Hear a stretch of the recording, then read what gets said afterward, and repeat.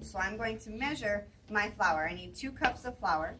Okay, so I'm going to do that, use my dry measuring cup for it. Now, we got to spoon the flour out into the dry measuring cup before we move on, which takes a little bit of time, but that's okay.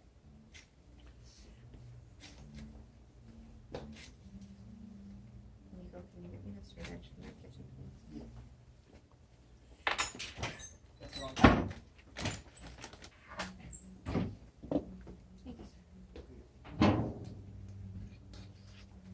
Okay, so our flour can go into a bowl.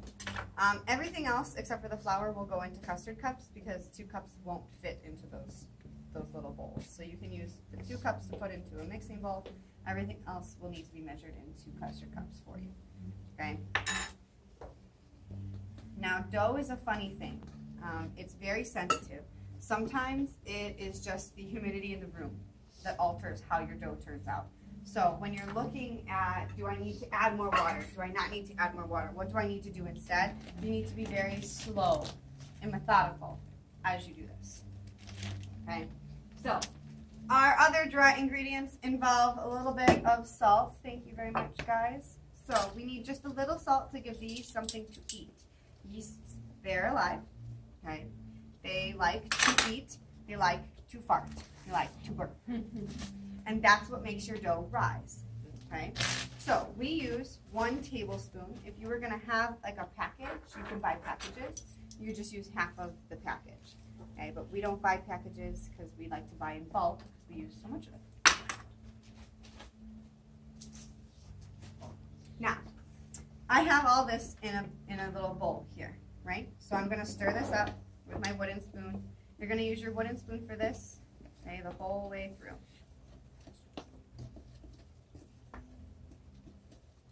Once I've combined them, I make a little well in the middle, okay, just like a little hole. That's where you're going to put your wet ingredients in. Now, since I said the yeast was alive, they are actually sleeping. That's essentially what happens when they need to be activated. They need to be woken up. Yeast, they like to be woken up with a nice warm bath, okay? So you need to use warm water when you are waking up the yeast. If it's cold, they won't wake up. If it's too hot, you'll kill them. Okay? So funny. So,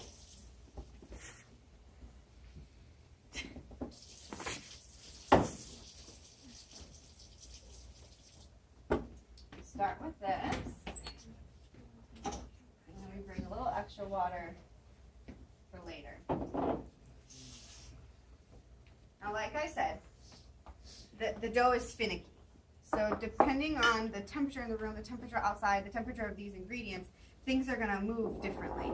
So when I add my water to the mixture, I also add a tablespoon of oil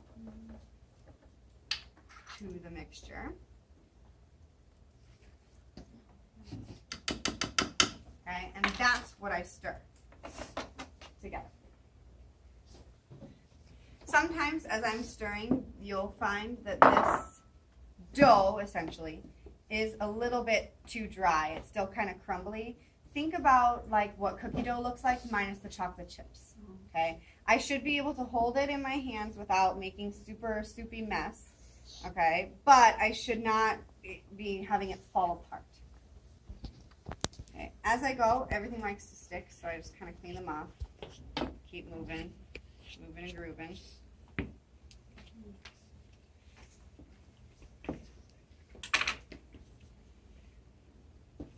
Eventually I'm going to use my hands for this as well. That gives me a little bit more control. So, in my bowl, I have a little bit of dry stuff in the bottom. Okay, we like to use all the stuff, okay, even the dry stuff. So I'm going to actually take a little bit more water because I can always add more water, but I can't take it out once I put it in. Okay, get those little guys a little bit wet. And then see if I can incorporate them back into my dough. Now everybody in this room is using a rectangular pan, so that's why I have the rectangular pan out to show you. Usually, it doesn't matter if it's a circle or a square or a rectangle or whatever it is. You just want to make sure your dough starts that way. So, now that we've got our friends all on board here, we're going to start using our hands.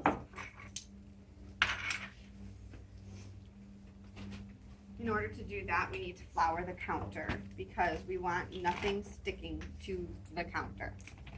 So we put a little spoonful on the counter.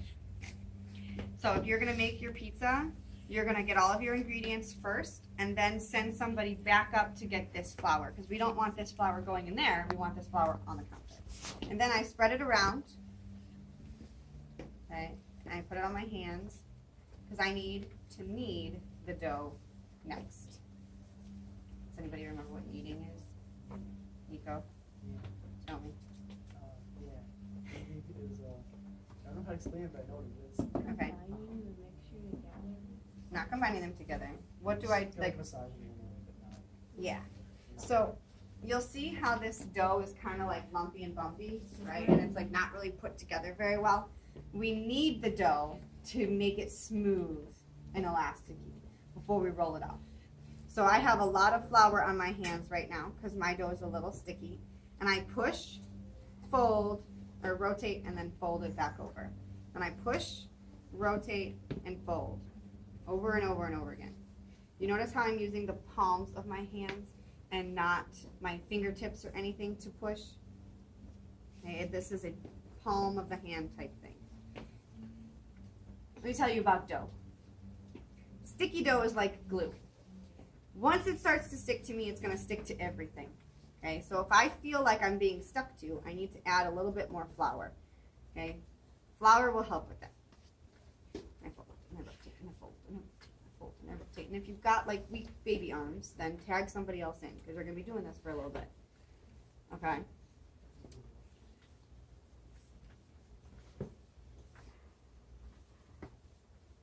Now, while somebody is doing this, somebody else is going to be over at this table of shame back here, and they are going to be measuring your cheese for the next day, measuring your ingredients to make the sauce. Okay? You're multitasking. Now, the day that you do this, do not wear black, because then you will wear all of the flour. So you will be like tie-dyed, black and white all over, speckle painted. I mean, that's fine if you want that. I don't. That's why I wore gray today. See? Lincoln. I know you will. I think all you own is black.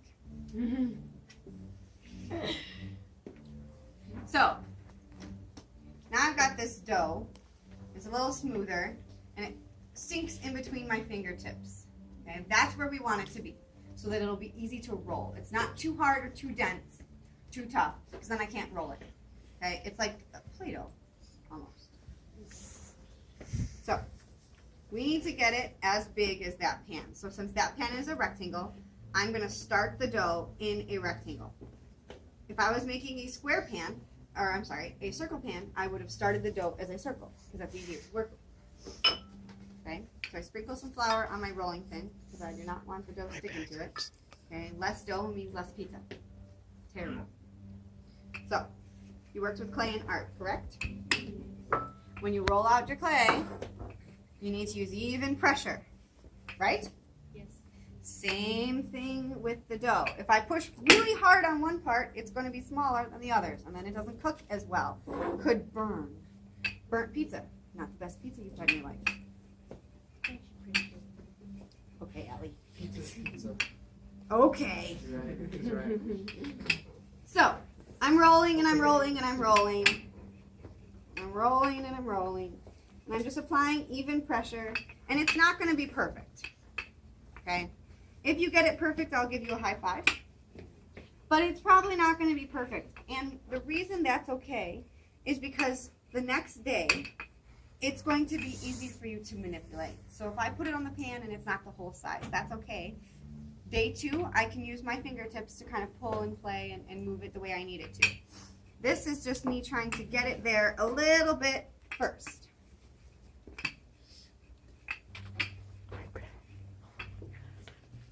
Now, these rolling pins are very, very nice.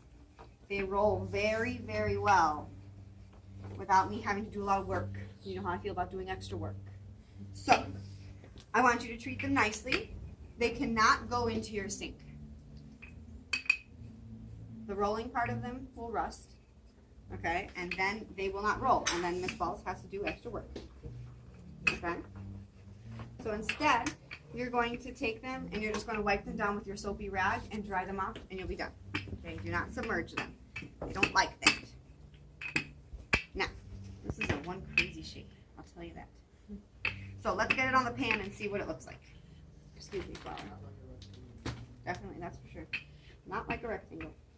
Like I said, it's not going to be perfect, but that's okay. Why not get a smaller one and roll them in the pan? You can bring your own. Does the crayon count? Crayon does not count. Snap. Now, let me show you some magic. This is pretty big, and I have pretty small fingers. So there's no way I'm going to be able to use this in one foul swoop. And if I want to trust somebody else, that's fine, but I don't. So Miss Wallace is going to show you her magic tricks. She takes a little bit of flour, and she flours half of it. Because she's going to pull this up off the counter, a little bit at a time. And if it sticks, you go slowly, because if you rip it, you're going to cry, okay? And I understand. Okay, so I got it halfway up off the counter. I folded it onto itself, but I don't want it to stick, so that's why I floured it. Now, I'm going to flour another part, just like the top here. And I'm going to pull this up off the counter, slowly. Fold it there. Now, I have something that is manageable for me. So, what I need to do, spray my pan with some Pam. Hold your breath. Or breathe deeply. That's the good It's stuff. very strange. Okay. It's not bad. It's good though. Crayons are weird. Right, probably all. Yes, you are. So I have my pizza right here. I can start here and unfold as I go. So I'll unfold it like this. Okay, and then I'll unfold it like that. And now we can see what shape it is. We can see this shape is a little weird. It's an egg. Okay, it is. It's like an oval. I made an oval pizza today for you. Now, this not going to work right now. If I pull and pull on it, it'll rip. I don't want it to rip. That makes my life difficult. So I can go ahead, leave it like this, try and get this little fold out of there.